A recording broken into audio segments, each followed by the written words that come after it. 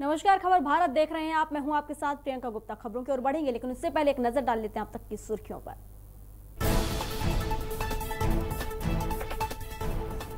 अफगानिस्तान का तालिबान के खिलाफ अभियान शुरू। उपराष्ट्रपति अमरुल्लाह साहिल का आरोप, तालिबान को हवाई सहायता और अफगान को चेतावनी दे रहा पाकिस्तान।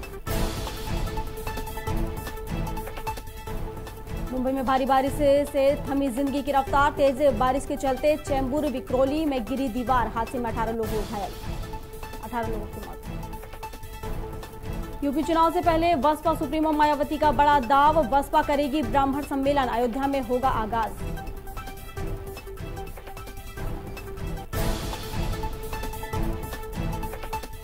कांग्रेस सांसद रिपुन बोरा ने पीएम मोदी को लिखा पत्र। केंद्रीय मंत्री ने निषिद्ध की नागरिकता पर उठाए सवाल। बोरा ने की जांच करवाने की मांग। और प्रताप सिंह बाजवा से कैप्टन अमरिंदर सिंह ने की बात। पुराने कांग्रेसी नेताओं को तवज्जो देने की उठाई मांग। सिद्धू का पत्ता काटने में जुटे अमरिंदर और पुराने नेता।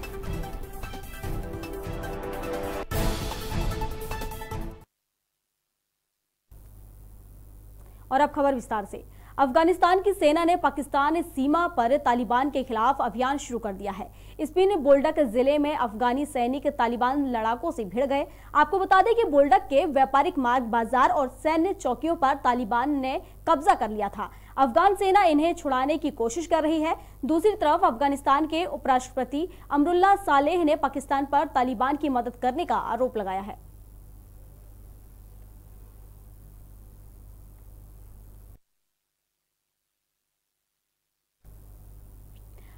महाराष्ट्र की राजधानी मुंबई में भारी बारिश से जनजीवन अस्त व्यस्त हो गया है। मुंबई के चेंबूर इलाके में दीवार गिरने से 18 लोगों की मौत हो गई है। फिलहाल रेस्क्यू ऑपरेशन जारी है। आपको बता दें कि घटना वाशीनागा के न्यू भारत नगर में हुई है, जहां लगातार बारिश से एक पेड़ दीवार पर गिरा और फिर दीवार गिर गई। जानकारी के अनुसार दीवार के मलबे से कुछ लोगों के मलबे में दबे होने की आशंका जताई जा रही है। वहीं घटनास्थल पर राहत और बचाव कार्य शुरू कर दिया गया है।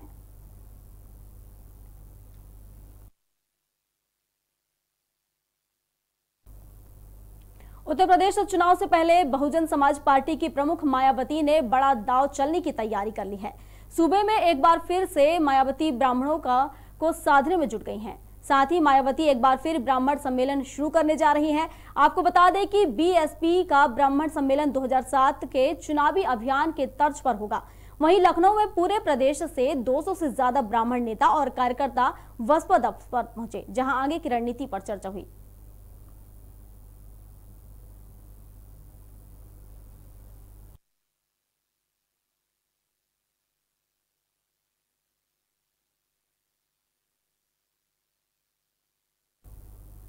राज्यसभा सांसद और असम कांग्रेस के अध्यक्ष रिपुन बोरा ने केंद्रीय मंत्री निषिद्ध प्रामाणिक की नागरिकता की जांच की मांग की है।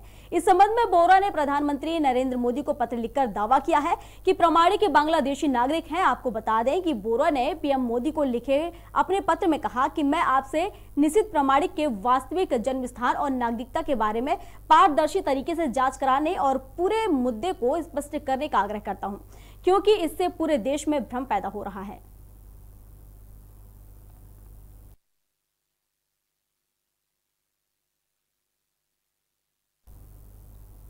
पंजाब कांग्रेस में जारी कलह शांत होने का नाम नहीं ले रही है। आपको बता दें कि नवजोत सिंह सिद्धू को पंजाब कांग्रेस अध्यक्ष बनाने की चर्चा के बीच खबर है कि सूबे के सीएम कैप्टन अमरिंदर सिंह और पुराने कांग्रेसी नेता सिद्धू को पंजाब कांग्रेस अध्यक्ष के तौर पर स्वीकार करने के पक्ष में नहीं है।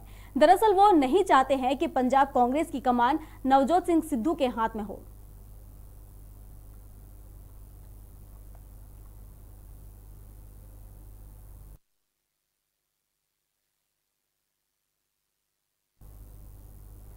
चिकित्सा शिक्षा मंत्री विश्वास सारंग घायल युवक से मिलने हमीदिया अस्पताल पहुंचे, जहां सारंग ने घायल युवक का हालचाल जाना। सारंग ने कहा कि घायलों को विदिशा मेडिकल कॉलेज में भर्ती कराया गया था। मंत्री सारंग ने बताया कि मनोज और गोलू को सर्जरी की जरूरत थी, जिसके बाद दोनों को हमीदिया अस्पताल में भर्ती कराया गया। एक की सर्जरी हो गई है और दूसरे की सर्जरी सोमवार को होगी। वहीं सारंग ने बताया कि सभी मृतकों के परिजनों को 5 लाख रुपए का मुआवजा मिल गया है। साथ ही कहा कि ऐसे हादसों को रोकने के लिए जन जागरूकता अभियान चलाया जाएगा।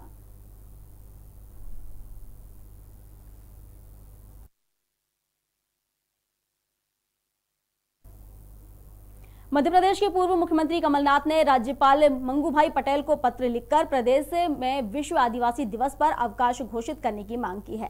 साथ ही कमलनाथ ने 9 अगस्त से शुरू होने वाले विधानसभा सत्र को एक दिन आगे बढ़ाने की भी मांग की है। आपको बता दें कि 9 अगस्त को विश्व आदिवासी दिवस मनाया जाता है, जिसके चलते कमलनाथ ने अवकाश की मांग की है।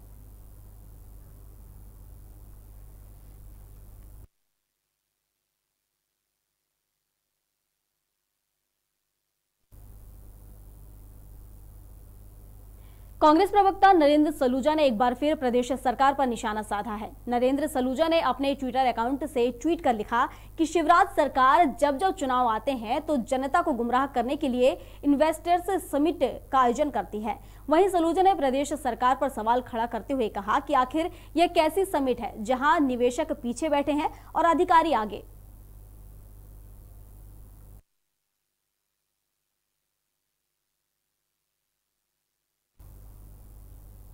रतलाम जिले के निजी हॉस्पिटल पर परिजनों ने बच्चा चोरी का आरोप लगाया है। आपको बता दें कि सरकारी अस्पताल में गर्भवती महिला की सोनोग्राफी रिपोर्ट में 2 बच्चे थे, लेकिन प्राइवेट आरोग्यम हॉस्पिटल में डिलीवरी के दौरान एक ही बच्चे ने जन्म लिया। परिजनों ने हॉस्पिटल से बच्चा चोरी होने की शिकायत जिला प्रशासन से की, जहां थाना माड़क चौक की एक टीम आरोग्य हॉस्पिटल पहुंची और सीसीटीवी की रिकॉर्डिंग जांच के लिए अपने साथ ले गई। वहीं पुलिस पूरे मामले की छानबीन कर रही है। उसके 2 बच्चे थे। 3 बार हमने सिविल हॉस्पिटल में सोनोग्राफी कराई और उनके निर्देशानुसार हमने सारा ट्रीटमेंट भी लिया 2 बच्चे के हिसाब से। तो आंगनवाड़ी वाली भाई बोले कि 2 बच्चे के वो वहाँ पे सिविल हॉस्पिटल में बराबर देखभाल नहीं होगी तो यहाँ लेके चलते अपन, मेरा परिचय भी है और अगर पैसे की कमी पड़ जाएगी तो अपन बाद में दे देंगे। ठीक है, कोई बात नहीं। अपन अगर 2 बच्चे हैं, पहली डिलीवरी है तो अच्छी बात है। अपन भी नहीं चाहते कि शाम को भी यहाँ पे जांच कराई तो 2 बच्चे होना बताया और इंजेक्शन लगाने का बोला मिसेस को कि थोड़ा मजबूत हो जाएंगे तो सवेरे डिलीवरी करेंगे। जब सवेरे डिलीवरी करने के लिए ऊपर ओपीडी रूम में ले गए तो उनको बोला कि अभी एक बच्चा हुआ है, तुम चाय लेके आओ। वो घबरा गई लाड़ी।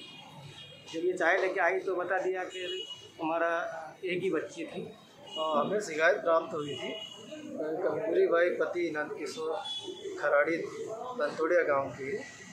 उनका ये आरोप है कि हमने सोनोग्राफी में चेक करवाया था कि ट्विंस बेबी है और जब 14 तारीख को यहाँ आरोग्यम अस्पताल में डिलीवरी हुई तो उन्हें एक ही बच्चा हुआ।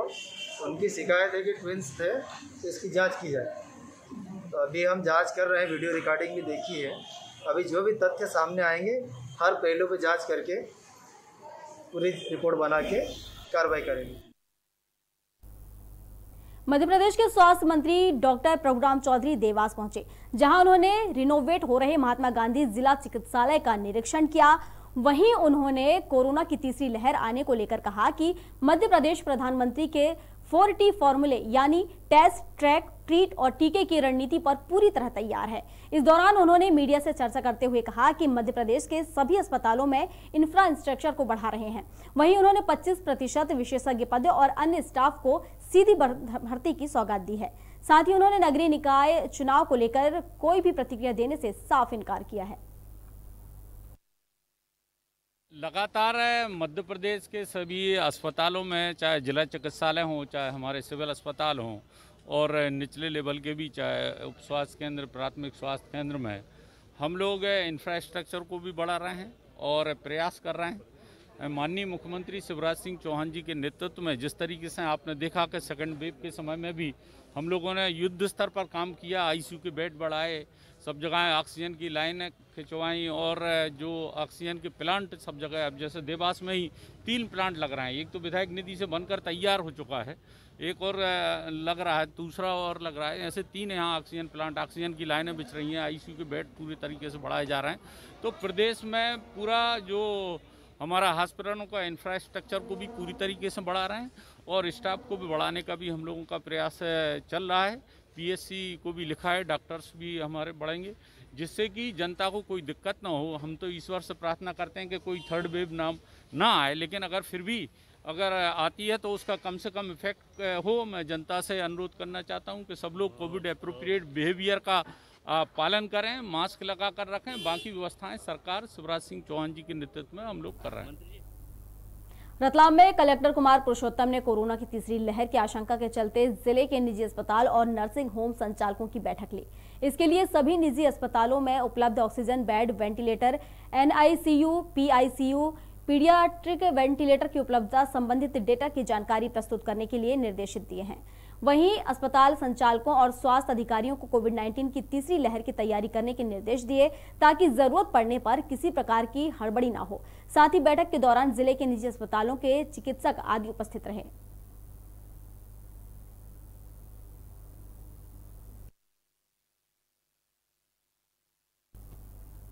पूर्व मुख्यमंत्री और मध्य प्रदेश कांग्रेस के अध्यक्ष कमलनाथ के निर्देश पर प्रदेश भर में यूथ कांग्रेस का प्रदर्शन लगातार जारी है। महंगाई को लेकर फिर भोपाल में यूथ कांग्रेस के प्रदेश अध्यक्ष विक्रांत भूरिया ने प्रदर्शन किया। इस प्रदर्शन में शामिल पूर्व मंत्री पीसी शर्मा और कांग्रेस विधायक आरिफ मसूद ने कहा कि महंगाई के मुद्दे को आने वाले विधानसभा के सत्र में उठाया जाएगा। साथ ही उन्होंने कहा कि प्रदेश में पेट्रोल डीजल के दाम हर रोज बढ़ रहे हैं। वहीं रसोई गैस ने घर का बजट बिगाड़ कर रख दिया है और हर घर खाने पीने का राशन भी महंगा हो गया है। लगातार बढ़ते डीजल पेट्रोलों के भावों के विरोध में जो है युवा मोर्चा, यहाँ युवा कांग्रेस के जो मोर्चा है उन्होंने साइकिल रैली निकाली है।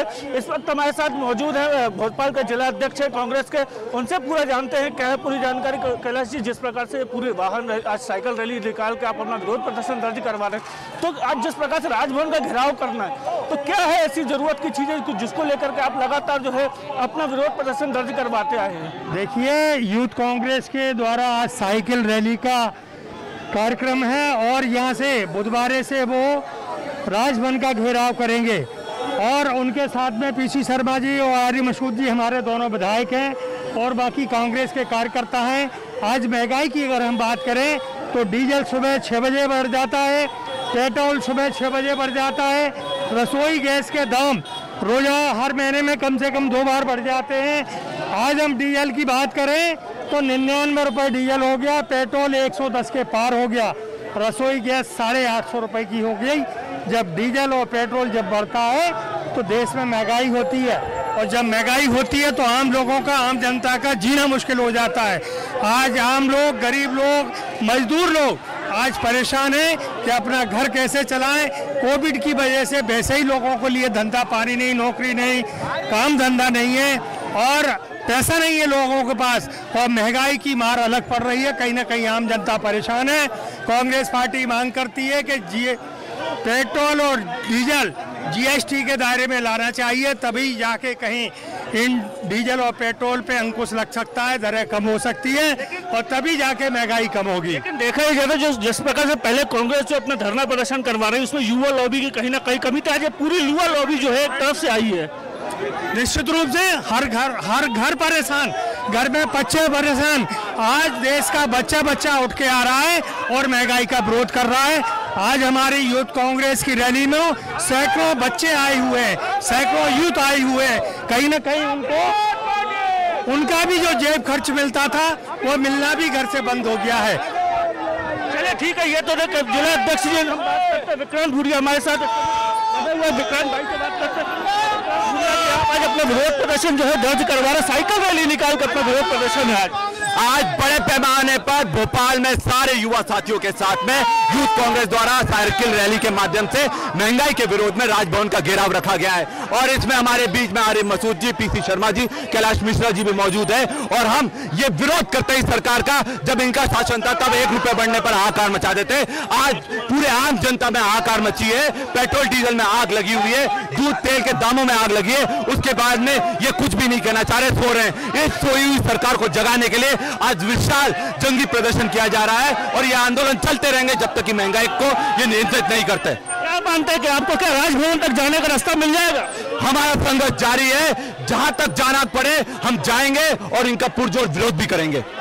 विक्रांत भूरिया, जिनका साफ तौर पर कहना था कि हम जो है कि लगातार अपना विरोध प्रदर्शन दर्ज करवाएंगे, चाहे सड़क से लेकर के विधानसभा तक जाना पड़े, हम उसके लिए तैयार है। कैमरा पर्सन रिजवान के साथ प्रदीप तलेक, खबर भारत, भोपाल।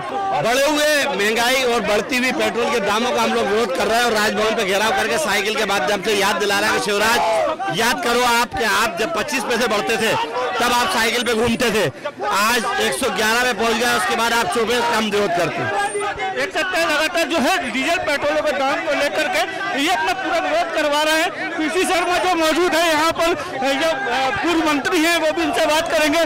पीसी भाई, लगातार जो है आप लोग अपना विरोध, डीजल पेट्रोल के भाव साथ में आसमान पे हो रहे हैं।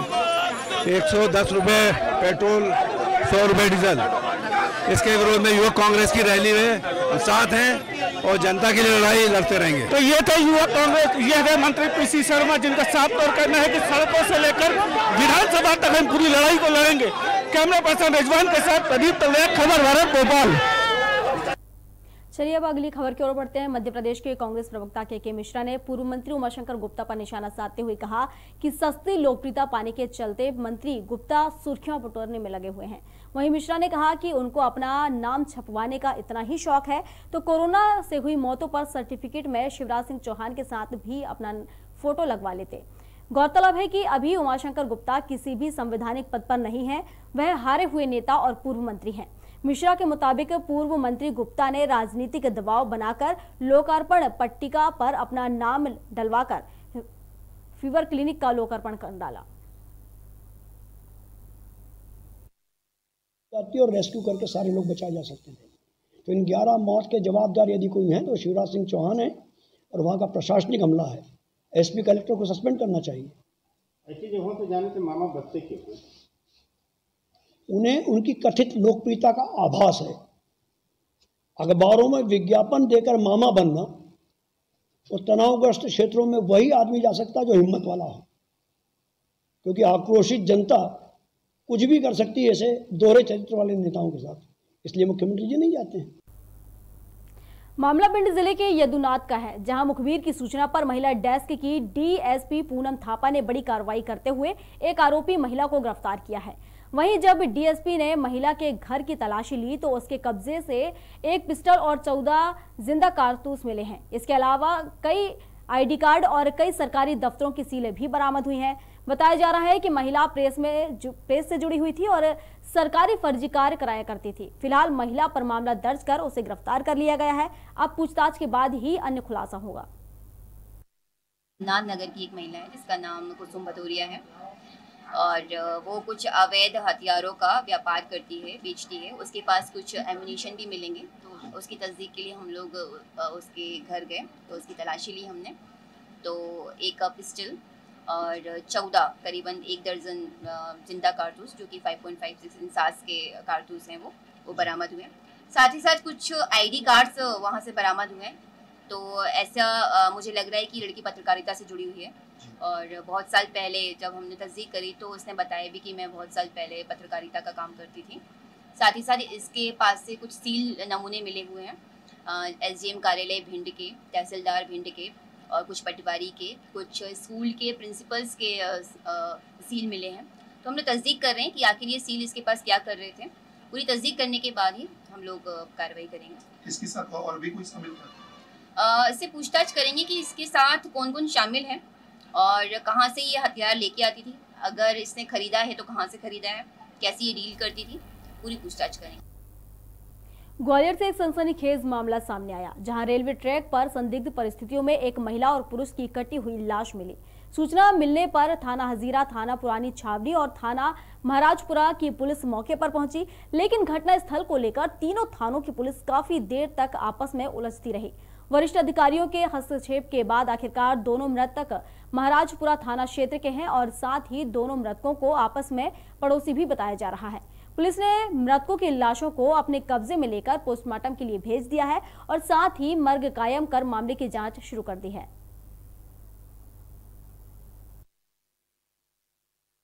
मैं तो ठेला लेके चला गया था 15 तारीख को। टिक्की का ठेला लगाते हैं, टिक्की का। 2 बजे घर से निकल गया था, मुझे घर से 3 बजे निकली भाड़े के लिए लड़का से बोल के आई है मैं पैसे लेने जा रहा हूँ बाहर। एक लड़का भी मिला उनके साथ? हाँ। जानते हो उसको कौन है? वो सोनू नामदेव है, सेवड़ा का रहने वाला है।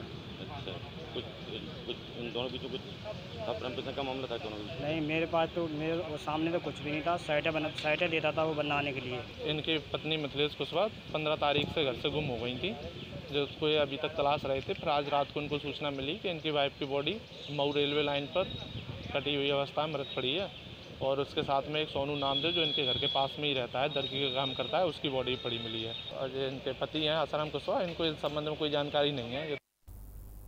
मध्य प्रदेश के आदिवासी जिला झाबुआ में इन दिनों जबरदस्त राजनीतिक हलचल चल रही है। वजह है अलीराजपुर जिले के उपचुनाव और साथ ही नगरीय चुनाव का भी नजदीक होना, जिसके चलते नवनियुक्त प्रभारी मंत्री और स्वतंत्र प्रभारी शिक्षा मंत्री इंदर सिंह परमार का 2 दिवसीय दौरा किया गया, जिसमें सबसे पहले प्रशासनिक बैठक कर जिले की अगोहवा को समझाने के लिए प्रभारी मंत्री ने समस्त अधिकारियों कर्मचारियों की बैठक ली। वहीं कार्यकर्ताओं और बीजेपी पदाधिकारियों का स्थानीय सर्किट हाउस पर ताला लगा रहा। प्रभारी मंत्री ने अपने पहले दौरे पर पौधारोपण भी किया और साथ ही झाबुआ पुलिस लाइन में आनंद वाटिका का उद्घाटन कर क्षेत्र के लिए प्रस्थान किया।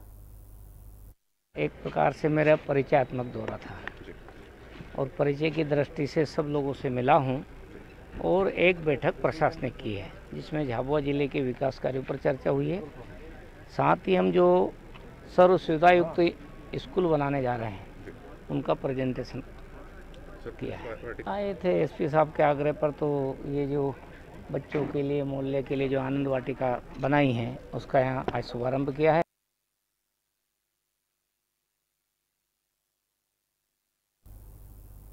मुरैना जिले की नूराबाद पुलिस ने एक महिला समेत 3 गांजा तस्कर को गिरफ्तार किया है। यह तस्कर बच्चों की चॉकलेट के रेपर लगे पैकेट में गांजा भरकर ले जा रहे थे। पुलिस को चकमा देने के लिए तस्कर ने एक महिला को भी साथ लिया। वहीं पुलिस ने तस्कर के कब्जे से 82 किलो गांजा बरामद किया है। इसकी कीमत 12,30,000 रुपए बताई जा रही है। बताया जा रहा है कि तस्कर आंध्र प्रदेश से गांजा लेकर आ रहे थे।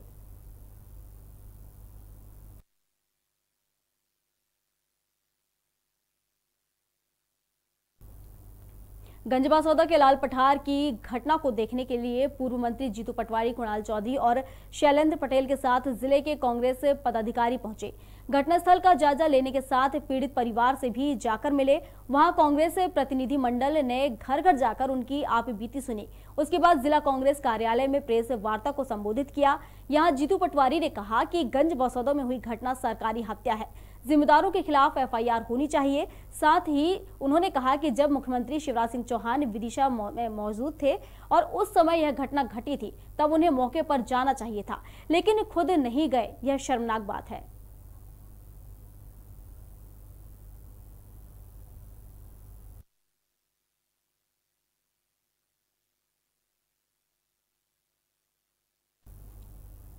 मध्य प्रदेश शिक्षक कांग्रेस मुख्यमंत्री के नाम अपनी 7 सूत्री मांगों को लेकर ज्ञापन दिया।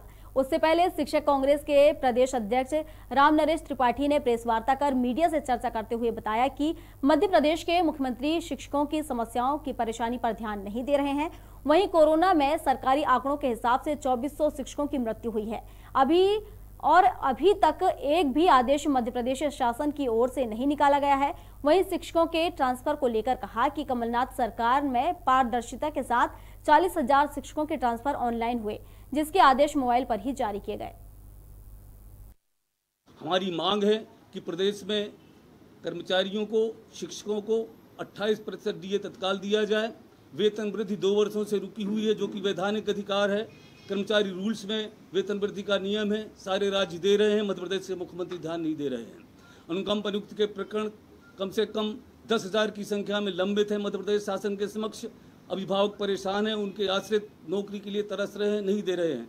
चयनित शिक्षकों की कहते हैं कि कल परसों हो जाएगी, नरसों हो जाएगी, फलानी तारीख को आदेश जारी हो जाएंगे। चयनित शिक्षक अपना आदेश लिए हुए घूम रहे हैं, उनको नई स्कूल दिए जा रहे हैं। स्कूल बंद कर दिया है, प्रदेश के स्कूलों के खाते बंद कर दिए हैं। आर्थिक अपने प्रदेश में कह रहे हैं कि आर्थिक विपन्नता की वजह से हम कर्जा लेकर के सरकार चला रहे हैं, कहाँ से दें। केंद्र और मध्य प्रदेश में जो डिफरेंस आ गया है, इस डिफरेंस का पूरा डीए सरकार को देना चाहिए। जो वेतन वृद्धि के मामले रुके हुए हैं वो भी उनको तुरंत करना चाहिए। और जैसा अभी त्रिपाठी जी बताया, अनुकंपा नियुक्ति जिसकी रोज घोषणा कर रहे हैं मुख्यमंत्री की, हमने ये जिसकी कोरोना में डेथ हुई है उनको अनुकंपा नियुक्ति दे रहे हैं, लेकिन 2400 का जो शिक्षक हैं वो उनकी डेथ हुई है कोरोना से, लेकिन उनको किसी को भी अभी तक अनुकंपा नियुक्ति नहीं मिली है। खबर भारत में खबरों का सिलसिला लगातार जारी रहेगा। फिलहाल इस बुलेटिन में बस इतना ही। आप अधिक अपडेट्स के लिए बने रहिए खबर भारत के साथ। नमस्कार।